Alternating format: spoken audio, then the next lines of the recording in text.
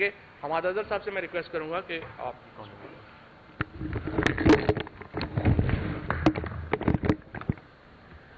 بسم اللہ الرحمن الرحیم. پاکستان کی جو معاشی صورتحال ہے وہ بھی کوئی سیاسی صورتحال سے اس وقت زیادہ مختلف نہیں ہے.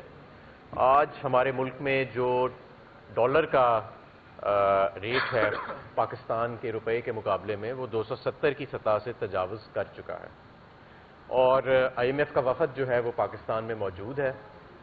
لیکن آئی ایم ایف کے پروگرام کے علاوہ بھی بہت سارے اقدامات ہیں جو لینے والے ہیں. پاکستان تحریک انصاف کی معاشی ٹیم یہ سمجھتی ہے کہ پاکستان کی ڈیٹ ری پروفائلنگ کی اشد ضرورت پڑے گی اور ہے.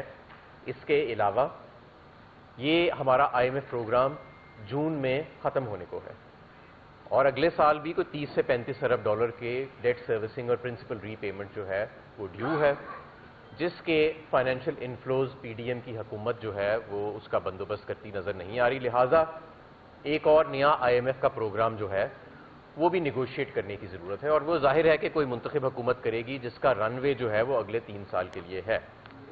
میں آپ کو ایک اور بات یہ بتانا چاہتا ہوں، اور یہ بہت اہم بات ہے، کہ پاکستان میں کھانے پینے کی اشیاء کی جو بڑھنے کی رفتار ہے وہ 45% ہے اس وقت، جو لیٹسٹ ڈیٹا ہے.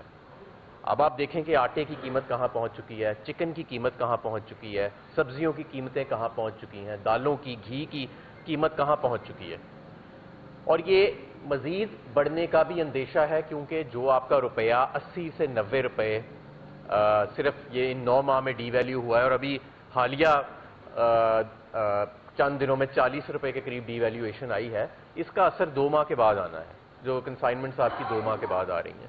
تو یہ آپ کا جو اس وقت پورے ملک کا جو افراط زر ہے، جس میں فوڈ آئٹمز کے علاوہ بھی چیزیں شامل ہیں، وہ 27% ہے. وہ بڑھ کے اور 35 سے 40% تک چلا جائے گا، جو پاکستان کی تاریخ کی بلند ترین سطح ہے. اور خدا نہ خواستہ ہم کہیں ہائپر انفلیشن کے لوپ میں نہ آ جائیں. ہائپر انفلیشن کا جو لوپ ہے وہ معاشی ماہرین سمجھتے ہیں، اور جو فائنینشیل لوگ میری بات سن رہے ہیں وہ سمجھتے ہیں کہ ہائپر انفلیشن کا جو لوپ ہے وہ ایک بڑا خطرناک لوپ ہوتا ہے. اور اللہ کرے وہ آج تک پہلے پاکستان میں نہیں آیا، اور اللہ کرے کہ وہ ہم دوبارہ اس لوپ کے اندر باقی ممالک کی طرح نہ آ جائیں. ضرورت اس امر کی ہے کہ ملک کے اندر سٹیبلٹی آئے. معیشت سٹیبلٹی کے بغیر نہیں چلتی، اور سٹیبلٹی عام انتخابات کے ذریعے آئے گی. سٹیبلٹی پکڑ دھکڑ کے ذریعے نہیں آ سکتی. سٹیبلٹی لوگوں کو غدار کہہ کے نہیں آ سکتی. سٹیبلٹی آپ کی الیکشنز کو ڈیلے کر کے نہیں آ سکتی. سٹیبلٹی کا واحد راستہ عام انتخابات ہی ہیں، اور ہمیں اسی کی طرف بڑھنا چاہیے اور اسی کی جانب بڑھنا چاہیے. اور میں آپ کو یہ بھی بتانا چاہتا ہوں کہ یہ معیشت جو ہے یہ ظاہر ہے کہ یہ مارکیٹس کے کہتے ہیں کہ نو بڈی کین بیٹ دا مارکیٹ. یہ ایک بڑا فیمس میکسم ہے فائنینس کے اندر کہ the market nobody can beat. تو یہ اس کو آپ اب مارکیٹ کو تو ڈنڈے سے نہیں سیدھا کر سکتے، نہ معیشت کو آپ ڈنڈے سے چلا سکتے. اور معیشت کا اس وقت جو بحران ہے وہ ہمارے سیاسی بحران کے ساتھ ساتھ چل رہا ہے. تو آئین اور قانون کی بالادستی اور پرامن انتخابات، پرامن انتقال اقتدار، یہی واحد راستہ ہے پاکستان کی سٹیبلٹی کے لیے اور معیشت کی سٹیبلٹی کے لیے. میں آپ کو ایک بات بتاتا چلوں، میں نے آج سے 3 ماہ پہلے آپ سب لوگوں کے سامنے کہا تھا کہ 3 ماہ کے بعد صرف ایک ٹاپک ہی ڈسکس ہو رہا ہوگا، اور وہ معیشت ہے. اور اب آپ دیکھیں 3 ماہ پہلے کوئی معیشت ڈسکس نہیں کر رہا تھا، پتہ نہیں کیوں، لیکن نظر آ رہا تھا کہ یہ بحران آ رہا ہے. آج بھی میں یہ بات ری ایٹریٹ کر رہا ہوں کہ ہم ابھی بھی معاشی طور پہ غیر سنجیدہ راستے پہ ہیں، اور یہ پکڑ دھکڑ کا معاملہ، یہ عدم استحکام کا معاملہ، یہ معاملہ ٹھیک نہیں ہے پاکستان کے لیے.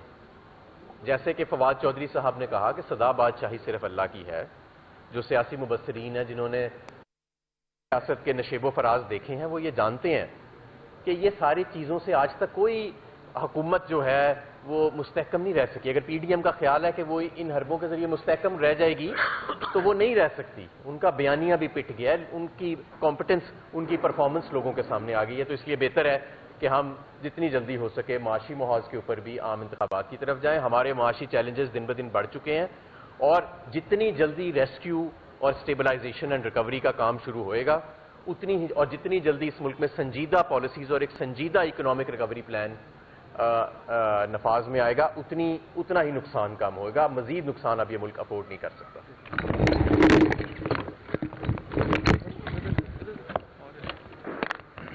बिस्मिल्लाहिर्रहमानिर्रहीम।